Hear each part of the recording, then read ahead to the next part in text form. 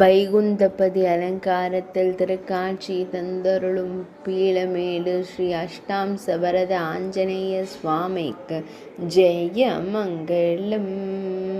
அவதார தின திவ்யலங்கார சேவைக்கு ஜெய மங்களம். அரவக்குடையின் கீழ் அமர்ந்தருளும் அழகு அனுமனுக்கு ஜெய மங்களம். கதாயுதம் தாங்கி அமர்ந்தருளும் அன்னை அஞ்சனை செல்வனுக்கு ஜெய மங்களம். வைகுந்தபதியாய் காட்சி தந்தருளும் நித்திய சிரஞ்சீவிக்கு ஜெய மங்களம்.